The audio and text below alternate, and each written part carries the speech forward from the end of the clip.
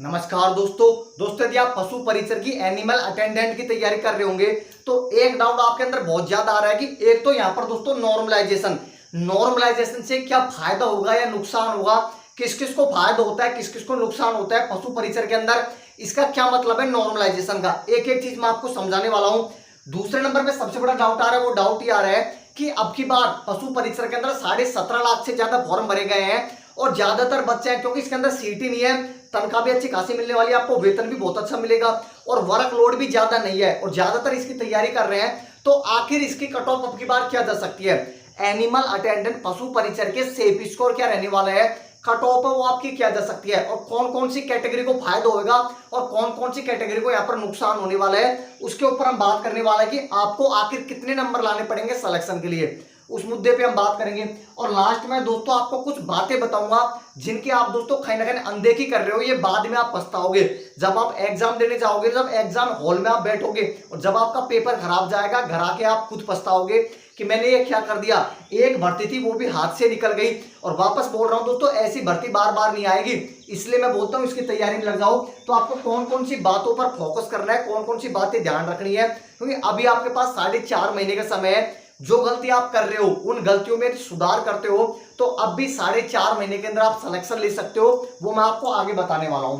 तो पहले नंबर पे आपका डाउट उठा लेता हूं, उससे पहले दोस्तों मैं आपको बता दूं, चैनल पे आप पहली बार हो, पशु परिचर की आप तैयारी कर रहे हो जी जान लगाकर, तो चैनल को सब्सक्राइब जरूर कर लेना। जब तक आपकी फाइनल मेरिट लिस्ट नहीं आएगी, जब तक आपकी दोस्तों ज्वाइनिंग लेटर आपके घर नहीं आएगा, तब तक मैं आपका साथ नहीं छोड़ने वाला। तो चैनल को सब्सक्राइब और वीडियो को लाइक जरूर कर देना।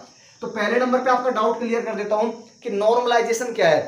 दोस्तों मैं आपको बता दूं, जो भी एग्जाम है एक से ज्यादा शिफ्ट में लगती है, राजस्थान कर्मचारी चयन बोर्ड जो भी एग्जाम लेता है और जिनकी एग्जाम एक से ज्यादा शिफ्ट में लगती है तो वहां पर कर्मचारी चयन बोर्ड वो नॉर्मलाइजेशन करता है। और आपको पता होगा पशु परिचर की जो एग्जाम है वो 4 दिन तक लगेगी, 1 2 3 4 दिसंबर तक ये एग्जाम चलेगी, मतलब कि शिफ्ट वाइज आपकी एग्जाम होगी, 4 दिन तक ये आपकी एग्जाम होगी।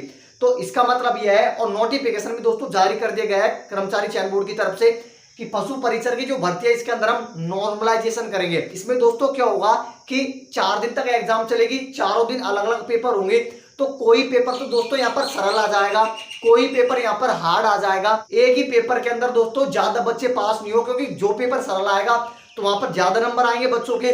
तो इसी को ध्यान में रखते हुए चारों के चारों दिन उनका औसत निकाला जाएगा और उससे यह पता चलेगा कि बच्चों के कितने नंबर आ रहे हैं। यदि दोस्तों बच्चों के बहुत ज्यादा नंबर आ रहे हैं, इसका मतलब यह है कि पेपर बहुत सरल था। जिस दिन दोस्तों बच्चों के बहुत कम नंबर आ रहे हैं तो इसका मतलब यह है कहीं ना कहीं पेपर कठिन था, जिस कारण से बच्चों के नंबर नहीं आ रहे हैं। तो इसमें क्या होगा दोस्तों, जो भी पेपर कठिन रहेगा उनके तो नंबर बढ़ जाएंगे और जिनका पेपर सरल रहेगा कहीं ना कहीं उनके नंबर वो घट जाएंगे। अब घटने का मतलब यह नहीं है कि 40-50 नंबर आपके घट जाएंगे, नहीं दोस्तों, 1 या 2 नंबर, इससे ज्यादा नहीं घटेंगे, ज्यादा से ज्यादा 2 से 2.5 नंबर घटेंगे, इससे ज्यादा नहीं घटेंगे। ज्यादातर बच्चों के नंबर बढ़ते हैं जिनके भी पेपर कठिन आते हैं, जिनके भी हार्ड शिफ्ट आती है, नॉर्मलाइजेशन के उनमें नंबर है वो बढ़ जाते हैं। तो कहीं ना कहीं जिनका पेपर कठिन आता है उनको फायदा है और जिनका पेपर सरल आता है कहीं ना कहीं उन बच्चों को लगता है अंदर से कि मैंने ऐसा क्या गुनाह कर दिया कि मेरे नंबर कम हो गए, और वो बच्चा कहीं ना कहीं दोस्तों दुखी भी हो जाता है। वो बाद में जब फाइनल मेरिट लिस्ट आती है तो तब वो रोता है कि मेरे 2 से 3 नंबर कम हो गए, यदि मेरे 2 से 3 नंबर कम नहीं होते तो मैं फाइनल रूप से सिलेक्शन वो ले जाता। लेकिन दोस्तों हम कुछ नहीं कर सकते, राजस्थान कर्मचारी चयन बोर्ड ने साफ साफ क्लियर कर दिया है कि पशु परिचर के अंदर हम नॉर्मलाइजेशन है वो करेंगे। तो नॉर्मलाइजेशन के बारे में मैंने आपको सब कुछ वो बता दिया है और पशु परिचर के अंदर भी ये आपका लागू हो चुका है। अगला डाउट आएगा कि इसकी कट ऑफ क्या जा सकती है। पशु परिचर के अंदर दोस्तों मैं आपको बता दूं कंपटीशन अच्छा खासा है, ज्यादातर बच्चे इस एग्जाम की तैयारी कर रहे हैं। क्यों कर रहे हैं, क्योंकि यहाँ पर एक तो वेतन बहुत अच्छा है, दूसरी बात है वर्कलोड कम है, तीसरी बात है सिलेबस लंबा चौड़ा नहीं है, और चौथी बात है सीटी वीटी कुछ नहीं है, एक पेपर है। यदि एक पेपर में बहुत अच्छे नंबर लेके आते हो तो सीधा आप सिलेक्शन लेके जाने वाले हो, इसलिए ज्यादातर बच्चे इसकी तैयारी कर रहे हैं और करनी भी चाहिए दोस्तों, क्योंकि ऐसी भर्ती आपको बार बार देखने को नहीं मिलेगी। तो कट ऑफ क्या रह सकती है दोस्तों ये डिपेंड करता है पेपर के ऊपर। और राजस्थान कर्मचारी चयन बोर्ड का जो भी पेपर होता है कहीं ना कहीं दोस्तों मीडियम लेवल का होता है, मतलब कि ज्यादा हार्ड भी नहीं होता और ज्यादा कठिन भी नहीं होता। और पशु परिचर के अंदर 17.5 लाख से ज्यादा फॉर्म आए हैं, तो ये पेपर आपको जो लिया जाएगा वो आपको फेल करने के लिए लिया जाएगा, मतलब कि पेपर का जो लेवल रहेगा वो अच्छा खासा रहने वाला है। तो ये पेपर के ऊपर डिपेंड करता है कि पेपर का लेवल क्या रहता है, पेपर पे किस प्रकार के क्वेश्चन पूछे जाते हैं। लेकिन दोस्तों मैं आपको बता दूं, अब तक जो भी कर्मचारी चयन बोर्ड ने एग्जाम लिया है उनकी जो कट ऑफ रहती है दोस्तों वो 65 से 70% ही रहती है, उससे ज्यादा कट ऑफ वो नहीं जाती है।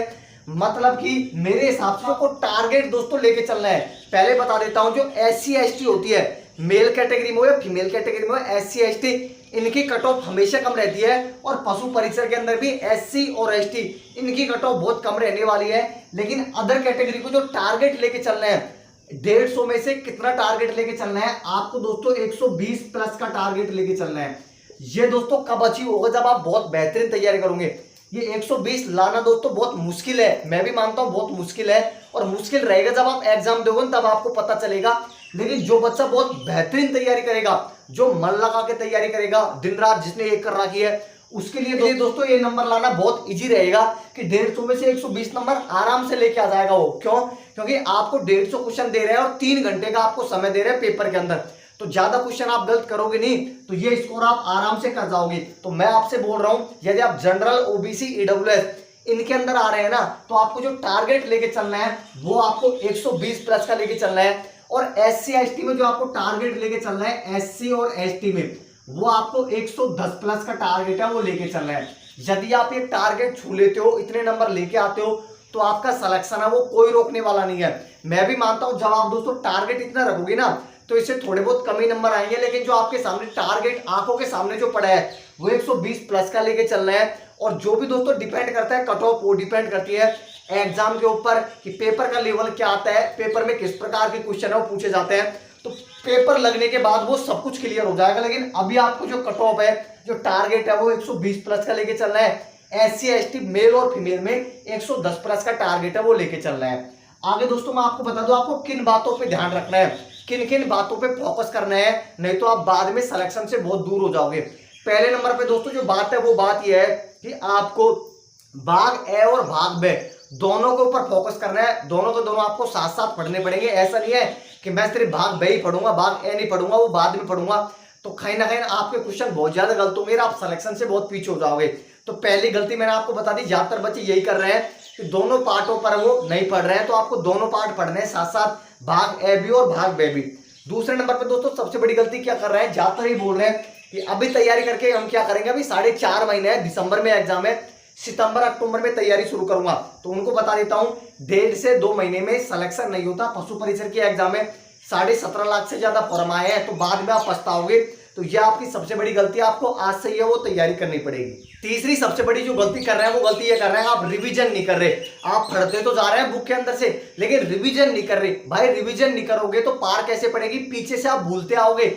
एग्जाम दिसंबर में, दिसंबर तक तो सब भूल जाओगे आप। तो सबसे बड़ी जो गलती कर रहे हो आप तीसरे नंबर पे, वो गलती है कि आपको रिवीजन भी साथ साथ करना है। जो भी आपने पढ़ा है ना उनका रिवीजन जरूर कर लेना।